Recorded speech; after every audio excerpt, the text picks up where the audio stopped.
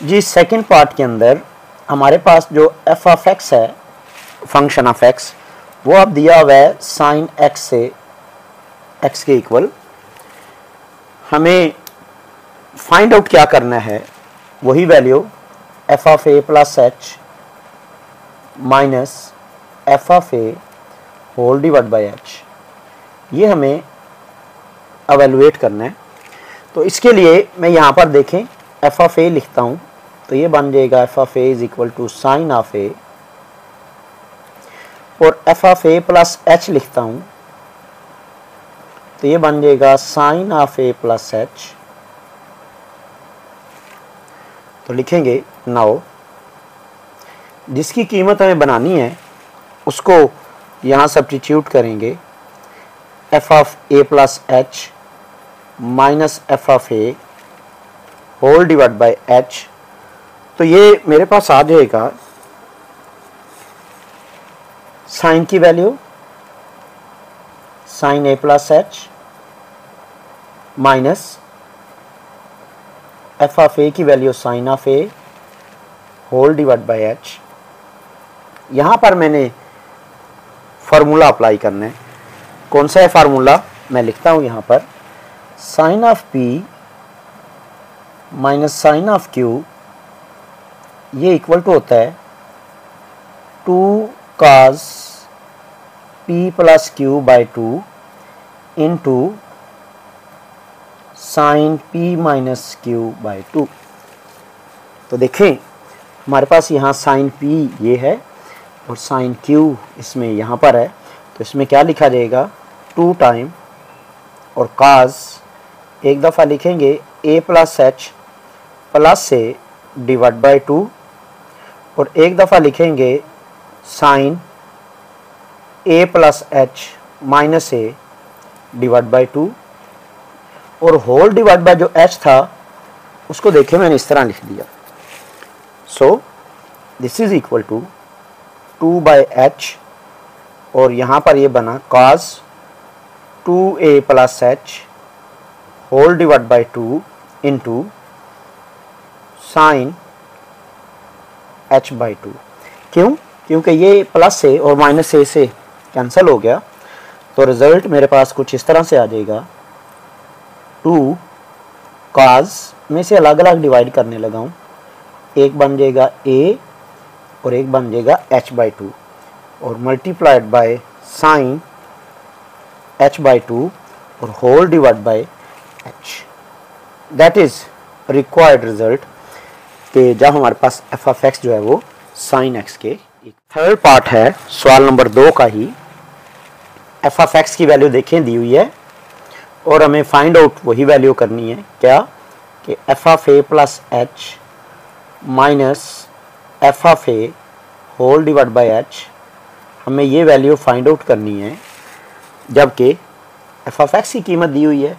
तो हमने क्या करना है, जो हमने शुरू में सीखा हुआ है add point values find out करना, हम एक दफ़ा लिखेंगे एफ ऑफ ए, तो ये बन जाएगा a power 3 plus 2a square और माइनस 1। आल्सो हम वैल्यू बनाएंगे किसकी, f of A plus H की।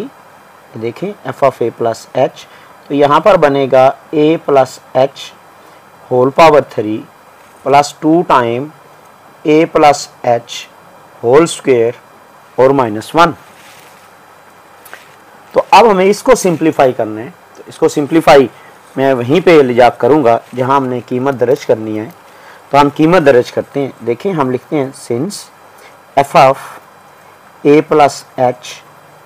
Minus F of A whole divide by H,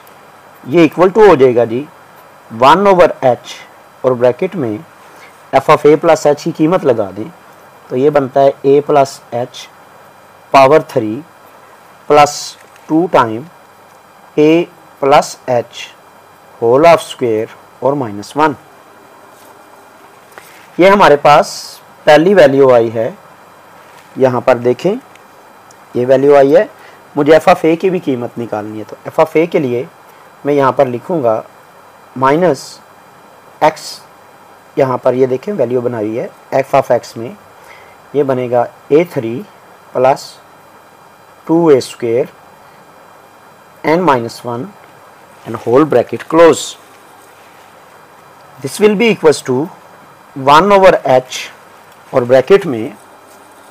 मुझे यहाँ पर क्यूब का कुलिया लगाना है a plus b whole power 3 मैं लिखने लगा हूँ इक्वल टू होता है a पावर 3 प्लस 3 कुलिये का और फिर a का स्क्वायर और साथ h और फिर 3 कुलिये का a और साथ h स्क्वायर और प्लस h पावर 3 ये इसका कुलिया है और plus a plus h whole square का कुलिया तो ये बनता है जी a स्क्वायर और ये देखिए 2 साथ था तो मैंने लिख दिया 2a स्क्वायर और फिर 2 साथ है और h स्क्वायर और प्लस 2 टाइम यानी 4 टाइम ah ये जो 2 मल्टीप्लाई हो रहा था मैंने साथ साथ उसके लिख दिया और -1 ये वाला और ये माइनस a पावर 3 और माइनस 2a स्क्वायर और प्लस 1 और ब्रैकेट क्लोज। तो देखें जो रकमें कटती हैं उन्हें हम कैंसिल कर देते हैं। a क्यूब वाली रकम कट जानी है प्लस 1 वाली कट जानी है minus 2a square plus 2a square ये कैंसिल हो जाना है। तो बाकी जो रकमें बचती हैं देखें एक ये रकम है एक ये रकम है यहाँ पर भी है यहाँ पर भी है और यहाँ पर भी है। ये जो रकमें मैंने निशानदेही की हैं यहाँ पर और इन सब में h मौजूद है तो भाई हम क्या करते हैं h कॉमन ले लेते हैं। देखें टेकन h कॉमन तो बाकी क्या बन गया यहाँ पर ये बनता है 3a स्क्वायर प्लस 3ah